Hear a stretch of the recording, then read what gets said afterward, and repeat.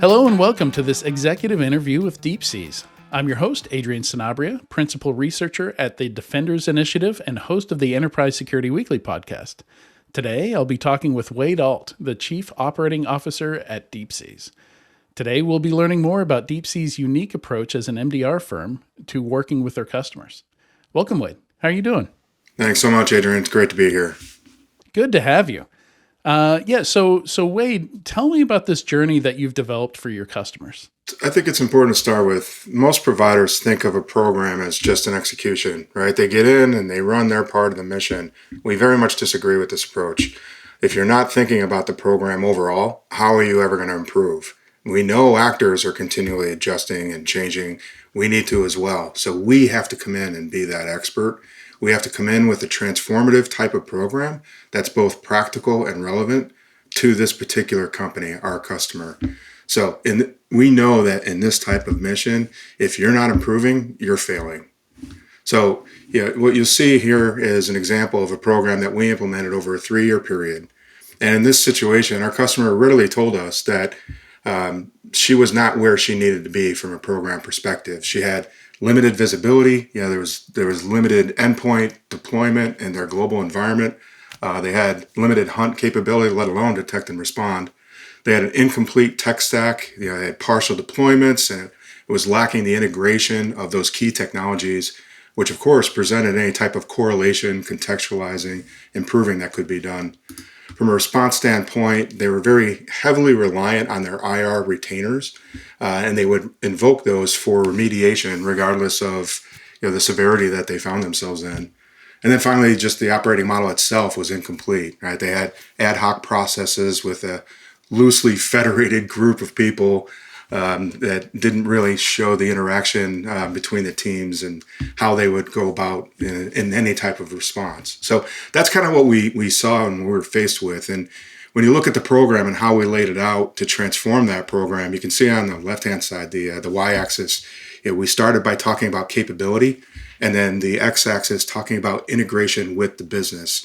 And really important to kind of set expectations that we're not going to be able to do everything all in one day, right? That this was going to be a transformative program where we were constantly improving and adjusting. So you look at day one, right? And that was really about getting off the ground, establishing that immediate uplift, leveraging our 24/7, using the detection use cases that we were able to deploy right to their controls day one, and leveraging the tailored intelligence we had that was relevant for that industry that they were in.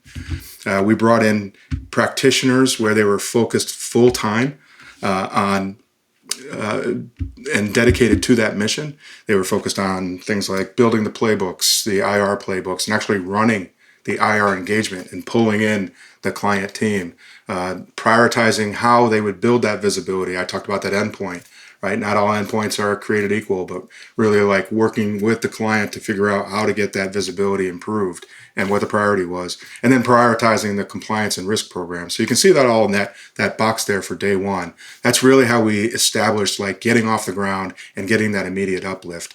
And from there, talking about that continual adjustment, that improvement over the next 12 months, we really moved up in capability, but also integrating with that business. You can see we started to curate the threat intel, not only to be industry relevant, but also business relevant for that company. We started to run threat hunts now that we had the foundation of that detect and respond. Updating our IR playbooks to integrate more with the business. What do we mean by that?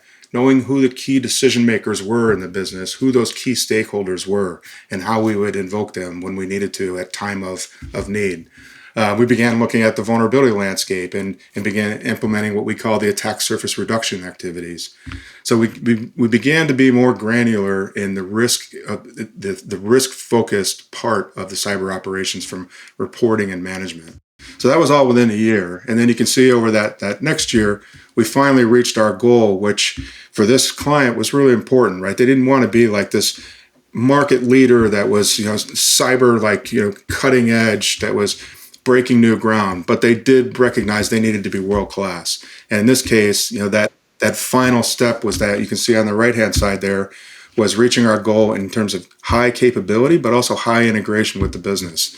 And this is where we had more of a threat-aligned, very proactive cyber defense program very intel driven towards our cyber ops, automating some of those hunt activities that could be done through automation, and then really the cyber analytics fusing that with risk. All this to drive the outcomes that we started out with the beginning around 24/7, 365 cyber defense operation, tightly measured ops that showed relevancy, that we could prove to our client's board, scalable platform that could adjust to the demands of the business. Over these 3 years, we had acquisitions that brought in new capability. Like all of a sudden we doubled the size day one. We also had divestitures. We had to have a program that could be dynamic and could adjust to the business demands. And then finally, just that cyber program tightly aligned with that business and how their needs changed on a day-to-day basis. So hopefully that gives you an idea of what we mean when we say transformative. Where we are today, we don't expect to be tomorrow. We think that's really important for any cyber program. Yeah, yeah, and I like how you've laid this out. Like, first of all, you're setting expectations, right? Like, you're not going to do Yeah. some amazing strategic work on day one. Every customer is going to be unique. I mean, there could be a compromise already going on when you come in and start working with the customer, right? Like, I imagine, you work with enough customers, you'll probably see that happen where you're already in IR mode from day one. Very much so. I think there's two things. I think real discovery starts post-sale. And I just think that the environments are so dynamic and changing so much that it's better for us to assume that we're going to discover new environments, new areas that our customer wasn't even aware of. I think that's just part of it. And then to your point, it's very common to come in and have something that's already underway, which why that immediate uplift is so critically important. But to your point, I think it's about level setting the expectations and showing that we can continually improve. It's amazing what you can do in a year, if you've set out to achieve that mission up front. Yeah. Yeah. So I imagine, even if you set the expectations, this being a multi-year partnership, to get to some of these goals, I imagine there are some things you have to do to kind of put them at ease and give them some confidence right out the gate, right? Very much so. I think like when we say immediate uplift, well, what does that mean? And I think it's being able to articulate. We're sending thousands of use cases, the detection use cases that we've harvested and curated over years of experience. We're pushing them right out to your endpoint, no matter what technology that endpoint is. Right. Same with your SIM. Same with your IDS. So showing them that what we mean by immediate uplift is just not throwing people at the problem. People are very important, both on the client side as well as on the DeepSeas side. They have to be working with a mindset of one mission, one fight, doesn't matter what your badge is, but also being able to explain what we mean by uplift, right? And it's not just about, we see a lot of companies where they come in and they operate the tools. That's great, that's important, right? But we come in with the mindset of optimizing the tools. That could mean rationalizing, but more importantly, it's about pushing more detection, more capability into those tools. And we get that just from our experience and having so many customers and just being in the fight every day. Yeah, and I imagine, learning the client's environment, understanding the business side of things. What are some of the activities? How do you learn those things? How do you discover those things? I imagine there's a lot of conversations with key stakeholders over the course of the relationship.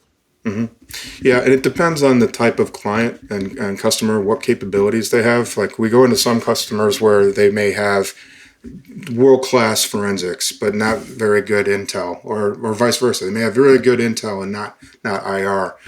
Our goal is to embrace what they have, leverage those resources, because they're going to have a business context that we will never have. As employees of the company, like they're going to have a better business context. So making sure that we're eliminating the noise. I haven't met a company yet that suffers from lack of data, right? And the data telemetry that's being generated from all the controls in someone's environment, being able to make sense of that, being able to validate it, investigate it, research it, prioritize it, so that they're looking at threats. Right, that allows them time to focus on integration with the business more. So there's logic there, and have them have them working and have them working with us so that they can integrate into the business more. That's critically important. And I imagine you guys are more of a like a life preserver, right? Because most companies out there are drowning in data, Yeah, probably very when they much come so. to them. Very much so. It's about galvanizing all that data into threats. But I think you brought up a good point. Sometimes that integration with the business is happening in real time because we find ourselves in a situation. We ideally would like to do it as part of playbook creation, as part of tabletops, part of red teaming, different ways to test where we are. But in some situations, you don't have that choice, and you just have to be able Yeah, to. you can't choose when the incident happens. That's right. Yep. Yep. Yeah. Yeah, so Wade, you mentioned working with the tools the customer already has in place. But I Hmm. imagine some of these customers are missing some things that they need, for additional telemetry or visibility into things. Maybe they're in the middle of shopping for something when you guys start working with them. Is this? Do you also operate as an advisor in that regard? Do you help them with POCs or select tools or anything like that, or is that? Is that something you partner on as well with your clients? Yeah, very much so. We are not a product company. We're not license focused. We have very strong opinions about certain technology, but it's really important that we embrace whatever technology the customer has. Sometimes that customer of ours just is recent, and they've inherited what they have. The days of rip and replace are over. So it's really important for us to use the tools that they have in place. Now, to your point, there are some times where we come in and they don't have any tools. We believe that it's important for us to have an opinion and lead with that opinion, but also adjust and accommodate because they're going to know their business needs better than we ever will. And unfortunately, not all tools are created the same. So depending on what the priorities are, where the business is, what industry they're in, what size they're in, that could lead us towards a tool decision that may be different from another decision. Yeah. Yeah, and I'm also imagine with some customers, the how much you do for them varies. I would imagine like maybe some of them have a small sock, or you tell me, do they are you 100% of their sock, or they're hybrid cases where you guys are doing the third shift for them, but they've got the day shift. How does that work? We have not run into a situation where the SOC has been properly staffed and resourced where there wasn't any need. No matter how big or small the company is, we believe we walk in with an assumption that they already have some sort of capability. In today's day and age, that's even if it's just two people who kind of inherited the job over the years, right? But we walk in with a mentality that there is a client group that we don't just have to tolerate, but we need to embrace them. We need to make them as efficient and effective as possible. So that gives us an advantage of coming in with that type of mindset. But our goal is really to prove that we're a partner over a long term and show that we can align with their priorities, integrate with their team, provide the gaps where they may be, and over time kind of adjust and accommodate. We have some clients where we started doing everything, and over time they've hired leaders in each of the key areas. That is a very acceptable and an exciting outcome for us. We have others where we are their entire SOC, and we continue to be their SOC. I shouldn't even say SOC. We are their entire cyber program. So I think what's important in this industry, based on what customers need, is that flexibility, is an understanding that no two situations are the same. There's going to be some nuance, some difference that you're going to need to adjust and accommodate. It's incumbent on us to do the adjusting, not the client to do Right. the adjusting. I think that's something that's really important that we embrace. Yeah, it's an excellent point. And before we wrap here, I'm just curious, where does the name and the branding DeepSeas come from? It seems like there'd be a story behind that. Yeah, very much so. We really are a conglomeration of different companies that have come together. And when we set out on this mission, we thought it was really important.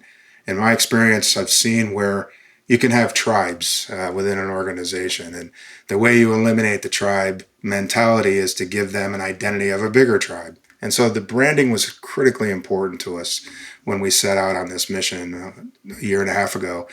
And we made this an employee-led exercise, and we really wanted the name to reflect three things, and we feel like DeepSeas does that. Number one, the depth of our talent, our tradecraft, our technology, the 3 T's I call it. Number two, the transparency of our operations. We can go deep, we can go deeper, we can go deepest. We have some clients where they don't want to know what we do. They just want to meet us in a quarter. Don't call me unless something's on fire and you see the flames, right? We have others where they really want to understand and be part of the mission at the detailed alert triage level. We need to be able to accommodate for both. So that second thing about depth is just showing our transparency in operations. We can go as deep as you want to based on your priorities and your needs. And then finally, at the deep parts of the ocean, it's very calm, it's very quiet. And that's something we take a lot of pride in, is giving the customers that sense of calm, that we're watching their back. We're always on, we're always watching, we're always patrolling. And so really we feel like DeepSeas was something that was brainstormed by our employees, by our deeps. And we feel like it embraces those three pillars. I love that. I love the, it's calm in the deepest parts of the ocean, because if you take the word security, the etymology back to its Latin roots, kind of translates as without worry, right? That kind of calm confidence really aligns well with your branding, I think. Yeah. I should take credit for that we always knew that was part of it, but there you go. As long as nobody watches this video, you can tell anybody that. Right. That was the plan the whole time. All right. Well, I hope people do watch this video. That was a great overview, Wade. Thank you for that. And thank you for joining us today. Absolute pleasure. Thank you for the time. To find out more about DeepSeas, please visit deepseas.com. And thanks for tuning in. We'll see you next time.